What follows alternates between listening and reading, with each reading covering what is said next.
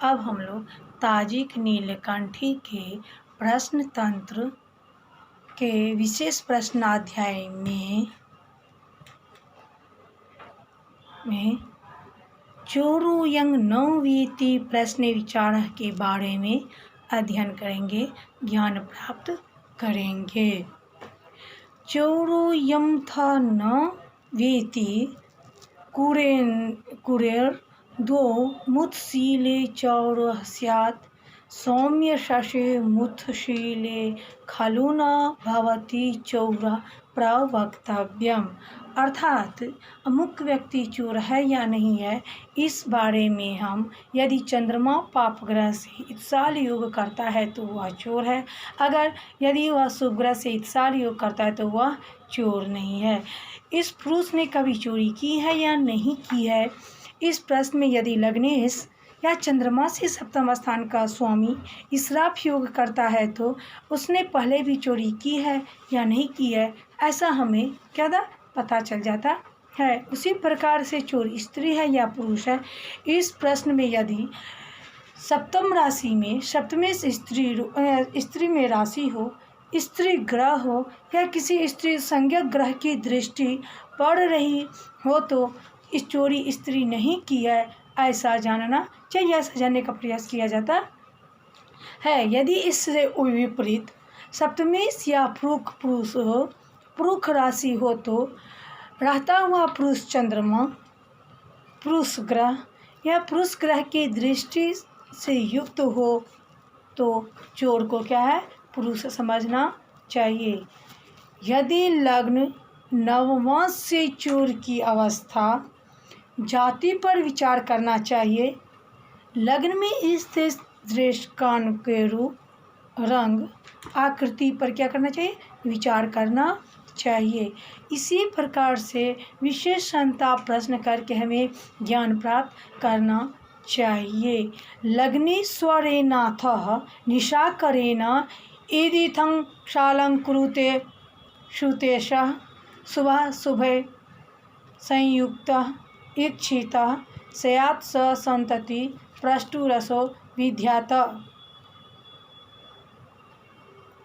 यदि संताप प्रश्न में लग्नेश और चंद्रमा में पंचमेश इत्साल करे और शुभ ग्रह से युक्त हो, दृष्टि हो तो प्रश्नकर्ता को क्या होता है, संतति प्रदान होता है। उसी प्रकार से पुंग स्त्री ग्रहा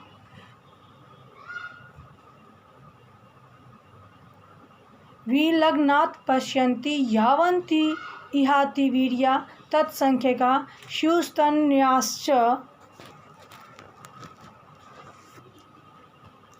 यावन्ति इहाति वीर्या तत्संख्याका स्युस्तन्याश्च कन्या शुभे योगात श्रुत भांशुल्यः। अर्थात जितने भी पुरुष संज्ञक ग्रह बलवान होकर पंचम भाव को देखते हैं उतने पुत्र, और जितने स्त्री बलवान होकर देखती हैं उनकी कन्याएं होती हैं।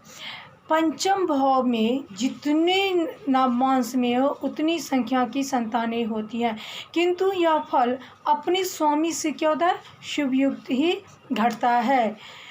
लग्नेश पुत्राधिपति प्रस्प्रंग न पश्य तश्च दुदयं न च पंचमं पापेथ सालो शुद्ध लग्न पौच प्रष्टु सतदा संतति नास्तितांग वदेत। यदि लग्नेश और पंचमेश ये दोनों परस्पर एक दूसरे को तथा लग्न और पंचम भाव को नहीं देखते हैं तो लग्नेश और पंचमेश शुभ ग्रह पाप ग्रह से इत्साल हो तो संतति नहीं होती, क्या होती, संतति की प्राप्ति नहीं होती है। इस प्रकार से हमें क्या होता है, ज्ञान प्राप्त करना होता है। पुत्रालये सिंह रिखाली कन्या प्रश्नयो ओयो या जन्म भतस्तथेन्द्रो अल्प प्रजा संतति पृच्छक स्यात् पापै सूत्राक्षे सहिते क्षिते वा। अर्थात यदि सिंह, वृक, वृश्चिक तथा कन्या ये राशियाँ पंचम भाव में होती हैं तो प्रश्नकर्ता को थोड़ी संतानें प्राप्त होती हैं। पंचम भाव पाप ग्रह से युक्त दृष्ट होने पर भी यही फल प्राप्त होता है। स्वक्षं स्थितो रंध्रगतो यमार्को पृष्ठो स्त्रियं संदितश्च बंध्या छिद्र स्थितो चंद्रबुद्धो संदोषां वा काकवंध्या तन्या प्रसूतिमा।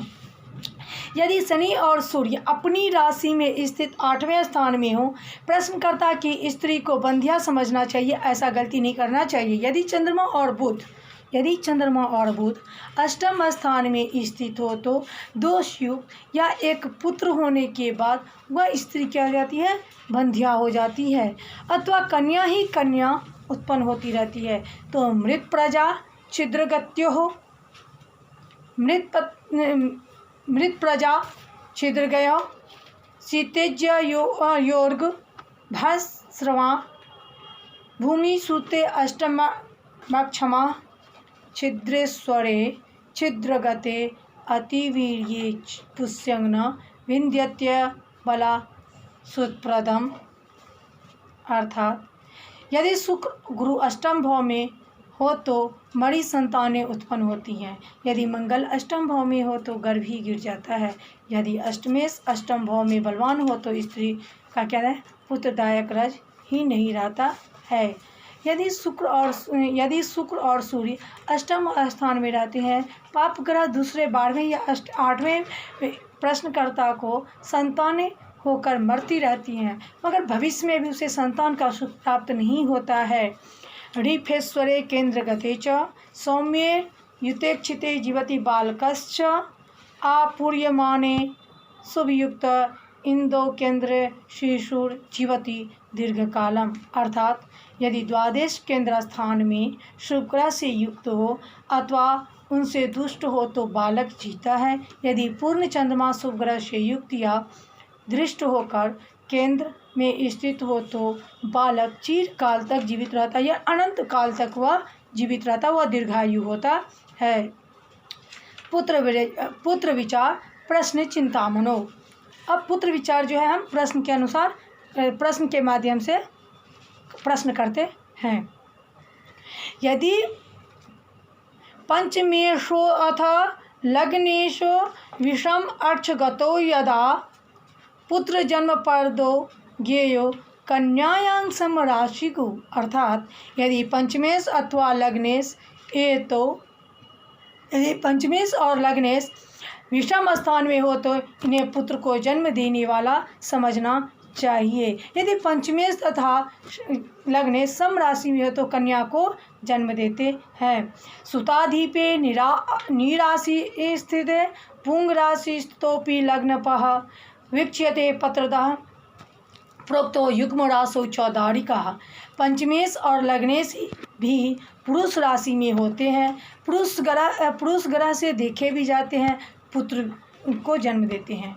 सम राशि में है तो कन्या को जन्म देते हैं।